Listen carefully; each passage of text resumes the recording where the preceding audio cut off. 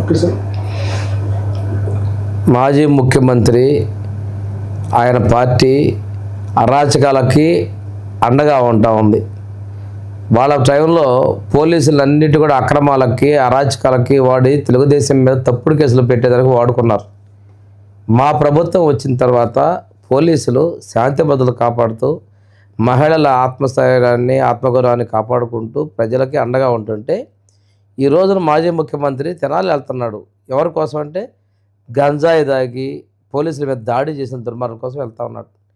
అదేవిధంగా మా కాన్స్టిట్యున్సీ కొండేపు నియోజకవర్గంలో షెడ్యూల్డ్ కులాలకు చెందినటువంటి ఎస్ఐ మీద వైకాపాకి చెందినటువంటి రౌడీ షీటర్ వాళ్ళ ఇంటిలో వాళ్ళు అడ్డొచ్చారు.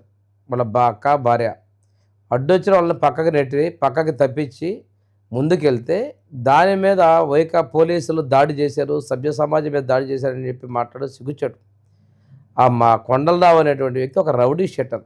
సీసీ కెమెరాల్లో ఆ మధ్య జరిగిన దొంగతనాలకు సంబంధించినటువంటి దొంగల్ని పట్టుకునేందుకు ఆ సీసీ కెమెరా ఫుటేజ్ చూడడానికి ఎస్ఐ వాళ్ళకి ఆ హక్కు ఉంది. పోలీసులకి చూడటానికి మీకే అడిగితే మీకు ఇవ్వము, ధ్వంసం చేస్తామని పోలీసులతో షెడ్యూల్ కొలాజిన ఎస్ఐతో అసభ్యంగా మాట్లాడినటువంటి వ్యక్తిని ఆ ఇంట్లో పోయి సీసీ కెమెరా తీసుకోవడానికి పోలీసులు వెళ్తే అడ్డొచ్చినటువంటి మహిళని పక్కకి తప్పించినందుకు మహిళల మీద దాడి, సభ్య సమాజం మీద దాడి, పౌరులకు రక్షణ లేదు, ఇలాంటి కుయుక్తులతో మాట్లాడుతున్నారు. ఈరోజు రాష్ట్ర ప్రజలు సంవత్సరం అయిందయ్యా, ఒక అరాచక పాలన పూర్తయింది, అక్కడ సమాధి కట్టేసాము అని చెప్పేసి ఉంటే మీరేదో వెన్నుపోటు దినోత్సవం అంటున్నారు. నీకు ఓట్లేసిన ప్రజలు నిన్ను గెలిపించిన అక్కస్తో నీ పార్టీకి సంవత్సరీకం జరుపుకుంటున్నావు. ఇటువంటిప్పుడు ఒకటే చెప్తున్నా, పోలీసులు మా ప్రభుత్వంలో శాంతి భద్రతలు కాపాడుతూ ఉన్నారు.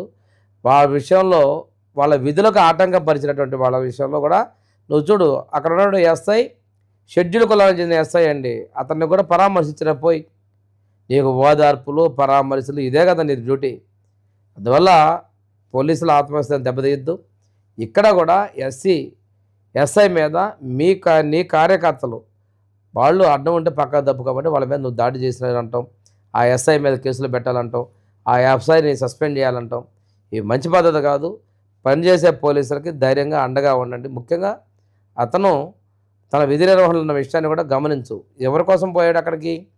దొంగతనాలు జరిగితే దొంగల్ని గుర్తించడం కోసం వస్తే పోలీసులు సహకరించకపోక వాళ్ళ మీదనే ఎదురు దాడి చేయడం చాలా హేయమైన చర్య అని చెప్పేసి నేను తీవ్రంగా ఖండిస్తున్నాను.